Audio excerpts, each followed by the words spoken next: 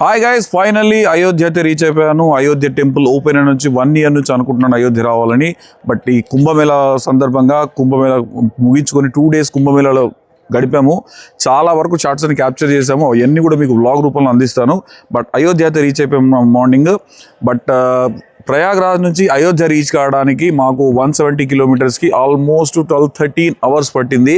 So that is the crowd position. అంటే మౌని అమావాస్య సందర్భంగా మొన్న మీరు అంటే క్రౌడ్ లేదని చెప్పాడు కదా, ఇప్పుడేంటి మార్చేస్తున్నాను అనుకోకండి. మౌని అమావాస్య సందర్భంగా చాలా క్రౌడ్ ఉంది. వారణాసి కానీ అయోధ్య కానీ మనకు ప్రయాగ్రాజ్ కానీ 3 కూడా చాలా క్రౌడ్ అయిపోయాయి.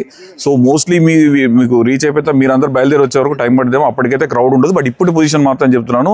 అండ్ అయోధ్యలో చలి ఎలా ఉందంటే మార్నింగ్ 4 o'clock లేద్దాం అనుకుని లేచిన తర్వాత ఆ పరిస్థితి తట్టుకోలేక 7 o'clock లేవాల్సి వచ్చింది. బట్ ఇప్పుడు ఆల్మోస్ట్ 9 అవుతుంది. 9కి కూడా ఇంకా రోడ్ మీద ఏం కనిపించట్లేదు, అంత చలి ఉంది, విపరీతమైన చలి ఉన్నది. కాబట్టి అంటే ఇంకొక 10 రోజులు ఉంటుందేమో చలి, ఎండాకాలం స్టార్ట్ అయిపోతుంది. సో ఇంత లోపల వచ్చే వాళ్ళు మాత్రం బందోబస్తుగా చలి బట్టలు అయితే తెచ్చుకోండి. మళ్ళీ చెప్తున్నానని కాదు, లేదంటే ఇబ్బంది పడతారు. అండ్ కొంచెం పెద్దవాళ్ళు ఉంటే ఒక 10 days 15 days తర్వాత వస్తేనే బాగుంటుంది. అంటే ఒక February 20th 15th ఆ టైంలో వస్తే బాగుంటుంది అనుకుంటున్నాను కుంభమేళాకి.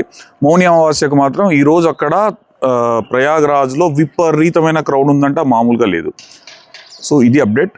అయోధ్య రామ్ మందిర్ని చూపించే ప్రయత్నం కూడా చేస్తాను. అక్కడికి అలో చేస్తే, లోపలికి అలో చేస్తారో తెలీదు, చేస్తే అది కూడా చూపించే ప్రయత్నం చేస్తాను. Thank you so much.